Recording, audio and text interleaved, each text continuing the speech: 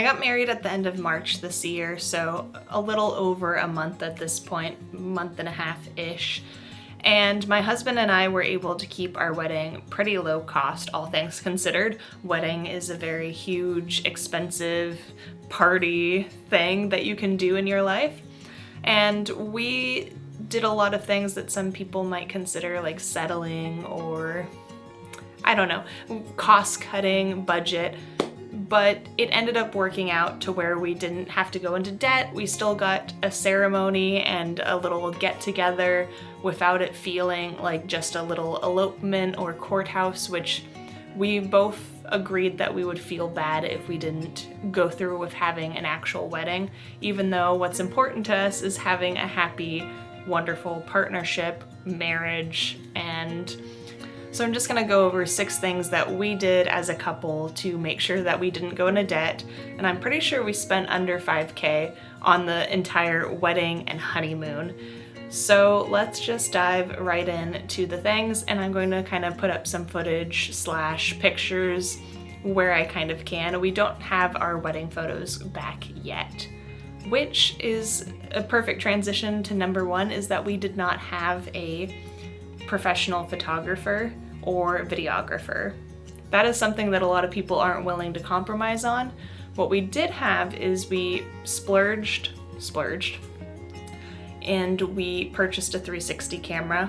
We obviously have cameras since I do YouTube, and we did not need to buy a 360 camera, but the reason that we went ahead and did was that nobody had to babysit the camera. We just set it up on a tripod day of, made sure that the like seam line, because it has the 2 lenses on each side, the seam line was going to be in an appropriate place in case there was any funky business with how it merged together.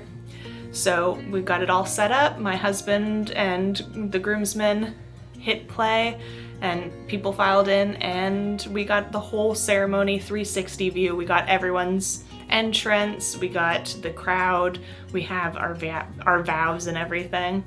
So that is one way that we were able to save money, is that it was cheaper to purchase a 360 camera than it was to splurge in having a professional videographer or having someone man a camera.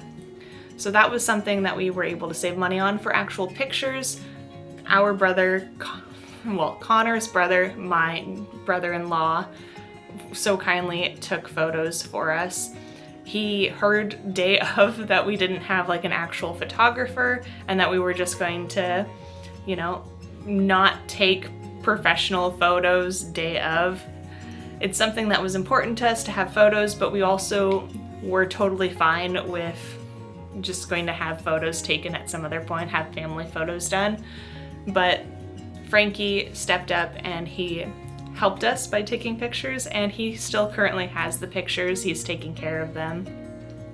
So that was one way that we were also able to save money, by having a family member take real photos and then splurging that little bit on having a 360 camera. Obviously, just one camera manned by someone would have been fine too. But this way, nobody had to babysit a camera. Another way that we saved money is that I purchased a secondhand dress for about $350. Now, I really wanted a vintage dress, which is partly why we were totally fine with getting a secondhand dress. And I found a vintage Jessica McClintock dress, which Jessica McClintock is the lady behind Gunny Sack. So finding a dress from probably like the 80s that fit me and everything was fantastic. Now it is tight in the shoulders and arms, so like I couldn't like put my arms over my head, but I thought that it fit well enough that get it altered, which I didn't, and I'm very grateful that I didn't have that extra cost. I was totally prepared because I'm on the shorter side, but luckily the dress is the right length. I didn't need to alter it myself or have someone else alter it. So that's another way that we were able to keep that spending down. All of the like things that we did allowed us to kind of me not spending as much on a dress meant that we were able to get Connor a very nice suit.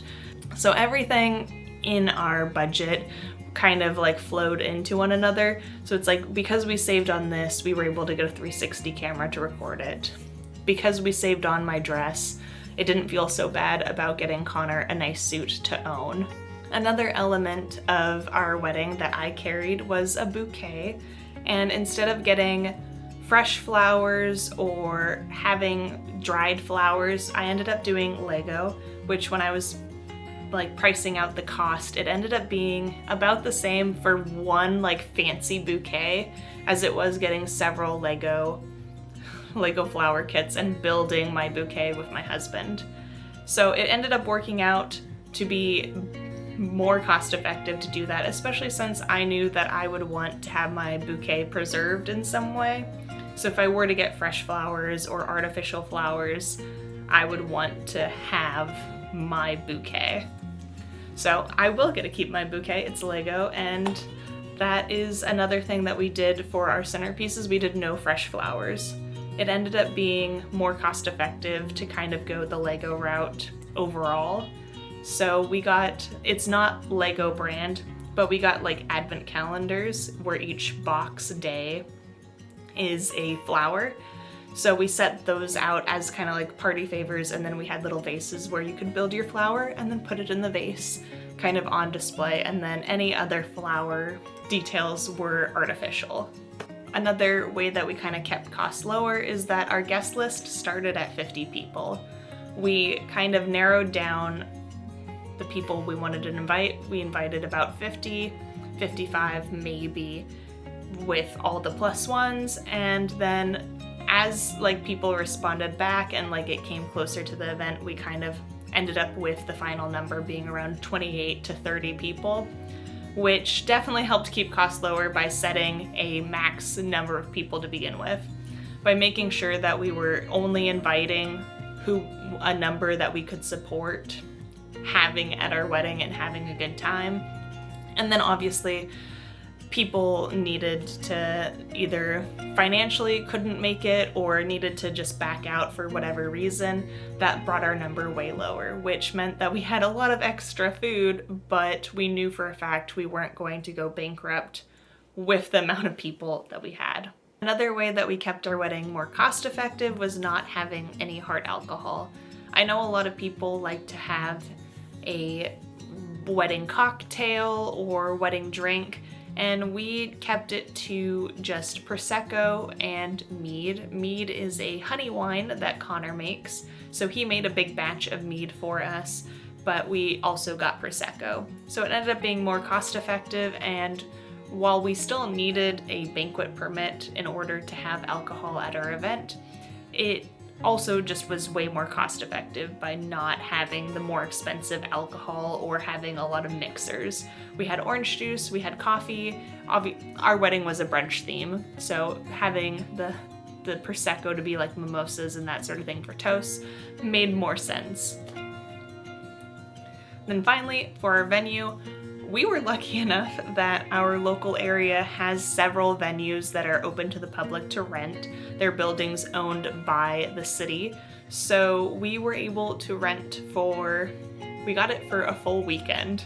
So we picked up the keys Friday, had it Saturday, Sunday, and then we paid a little bit extra to drop off the keys on Monday at noon instead of Sunday night. So we had our full weekend, access to everything in the building essentially, and that also made it nice, since we had it for a long time period, to be able to set up, clean up, all of that, not have to worry about everything happening all in like one time slot, 1 8-hour time slot, or however long that you get for other venues. So we kept our venue cost under $1,000. It was more upfront because we had to put down a deposit and then make the final payment, but then we got the deposit back. So without the deposit, it was like $950 for a full weekend, and that's only because our city offers like different venues. Some of them really do look like gymnasiums, so I mean, it kind of is up to what your city or town has, but because we weren't getting married in a church, and we aren't really affiliated with any of the local churches here. We're not like regular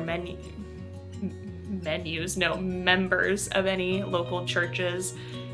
It made sense for us to look at an option that we could rent. Now, when I was on the search for a venue, before we decided on doing one of the ones that the city has and that it was available, I found a lot of venues in our area that not only were they more restrictive because they have contracts with certain like bars and certain caterers where you have to go through their caterers, they also were so expensive for like, you only get it less than a day. Like your event, you show up, you serve dinner, serve your meal, toast, and then they're like, okay, yeah, bye, cleanup time. And those were very pricey. So if you're looking for a venue still, I highly recommend looking and seeing what your local city offers. And then other like community organizations might have spaces that are available to rent or to use. In our case, we were very lucky that our city has options, and then that it was close to home for us, so we didn't have to worry about getting all of our stuff that we were collecting for the wedding there, having to worry about setting it up in a certain time frame. We did all the setup and cleanup and all of that. But like I said, I think we spent under the $5,000 mark for our whole wedding, and we got married about 6-7 months after getting engaged. So we kept it on a very tight, fast timeline just because we wanted to get married and get to be married. So that is kind of what we did and how we were able to save on some of those costs. I hope you enjoyed this video and that you flock and squawk again with me sometime. And yeah, bye!